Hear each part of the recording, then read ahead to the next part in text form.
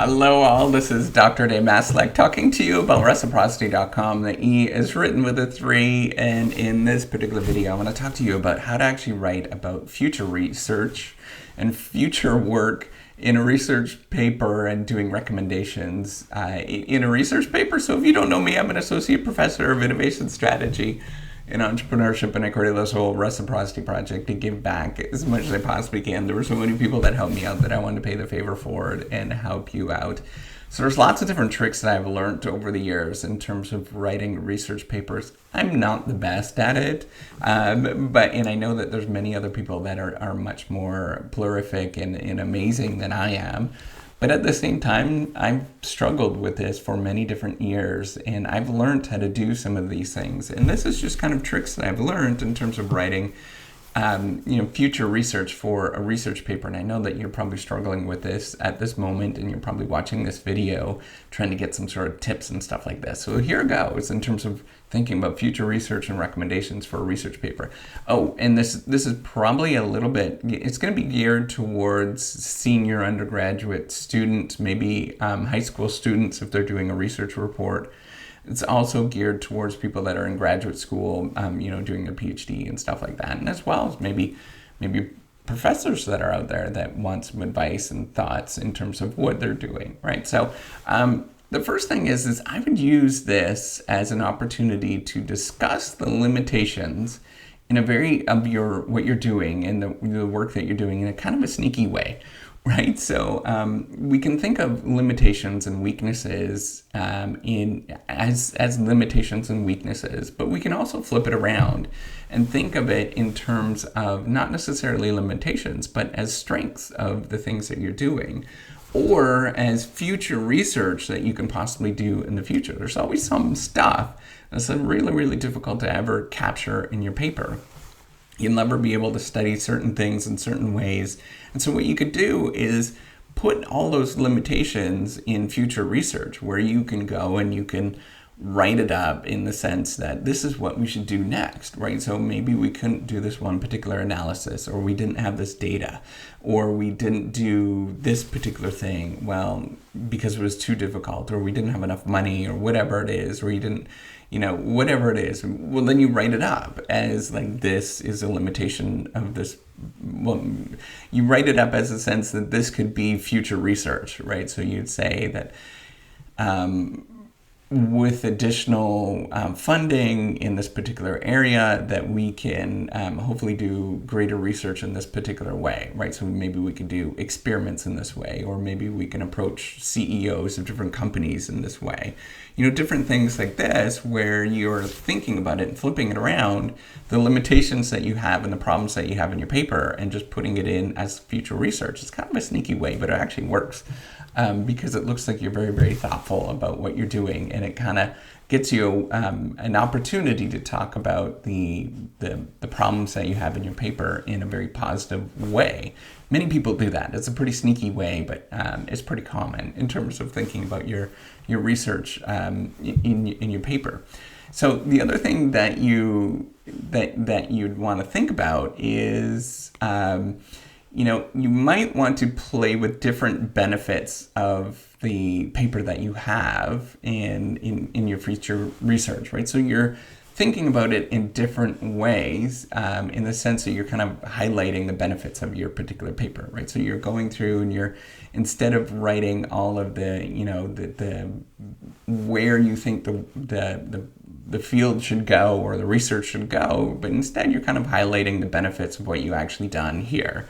Right, so maybe you did, a survey methodology in studying, studying farmers, for example, and studying how farmers communicate with other farmers, and you do a survey with that. Well, then you can use the future work or the research recommendations as leveraging this component that you're studying farmers and how to communicate with other farmers, in the sense that you are highlighting the sort of cool parts of your paper, right? So you're saying that we studied farmers in this particular way and it advanced the knowledge of the field in this particular way. However, there's still many more things that we can study in this particular area. So maybe it's not necessarily we do surveys, but maybe we actually track the farmers, how they communicate with each other.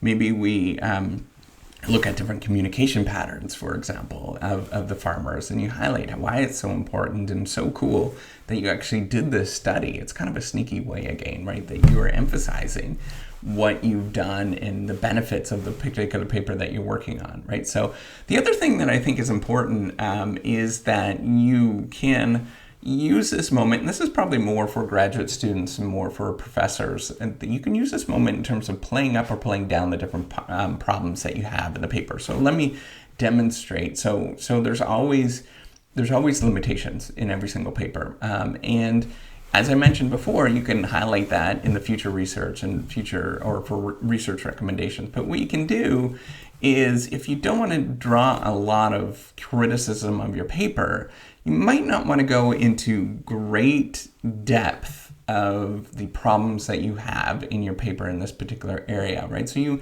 you could be a little bit more superficial and do things that are a little bit more trite that we all know about, that are not necessarily all that critical about your paper, versus things that are more critical, that are really highlighting the problems that you have. Because as soon as you highlight those problems, people start thinking about them, right? So you don't want people to think about those problems immediately. You want them to sort of discover these particular problems on their own. You can be really, really rigorous and really aggressive on your own ideas because you understand what those ideas are. But people are just not at that level. And if you are very, in the sense that you've studied this thing for a long time, and it really becomes part of who you are, and so you understand the ins and outs. It's like when you, I don't know if you've ever built anything, right? So if years ago, I built a sidewalk into our house. I kind of extended it, put some concrete down, made it look all real pretty. We made sure that it was stamped concrete. We colored it gray.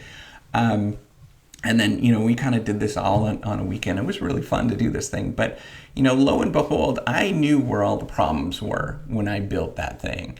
And I can highlight all those problems. But when you drove by it as somebody that didn't build the thing, they didn't necessarily know that there was any problems with any of the stuff that you actually built.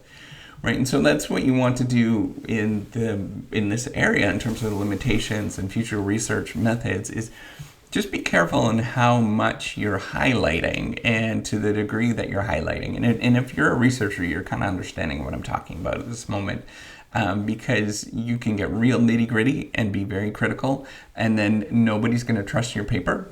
Or you can be a little bit more trite and a little bit broader, and then it adds a little bit more credibility to what you're actually doing. And I know that this is kind of, it's kind of a tricky way or a tricky thing for a lot of us to think about, but it really does help in terms of what you're playing with on the paper, right? So it's not hiding anything. There's nothing tricky about it in any sort of way, but, given that there's page constraints, we can write, if it's me, I can probably write hundreds and hundreds and hundreds of paper, or hundreds of pages about the thing that I'm working on, but we only have 10 pages, 30 pages on the thing that you're working on. So you want to pick the things that are the most important in terms of highlighting, versus all of these very detailed things that you'd get into.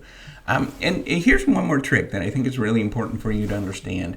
And it's related to this. You don't have to, your paper, your research idea, whatever it is that you're working on, doesn't necessarily have to be groundbreaking in the sense that it contributes to all different theories, and it is very broad and it is revolutionary. But rather, what I'd have you do, and what was taught to me, and I think is very useful, is to gather the few people that you want to talk to in academia, and have a conversation with them, in the sense that you read their articles, you read their stuff, and you have a conversation with those articles, and you see what they're talking about, and you maybe reply and discuss things based on those particular small number of articles, versus being very broad and going after everything. Because actually it's easier to build science if you are doing this where you're very focused and you're only talking to a couple of people.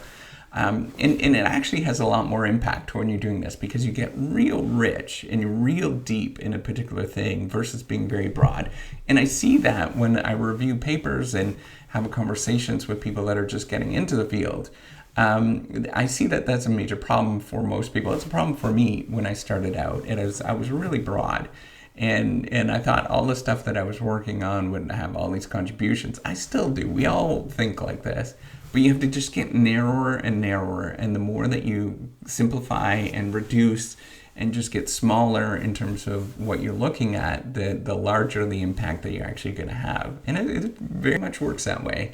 And just pick people that you would really like to have a conversation with, and have that conversation with them in a very communicative tone, right? That's really what we're doing in a lot of research, is communicating and building relationships with other people, and just having them join your journey in sort of discovery and in finding things fascinating that you find fascinating. So that's it. I think that's in terms of, how do you actually write future research in a research paper. I'd really sort of focus on this, right? So focus on building the where the research is going, and really focus on what your paper is about and what you can sort of leverage in the paper in terms of what would be important for future research.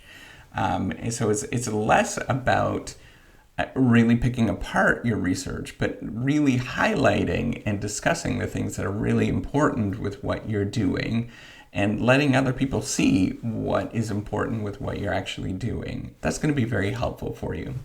All right, so if you like this video, give me a thumbs up or 2 thumbs up. Do subscribe to the YouTube channel. Take care and have a wonderful day. Bye.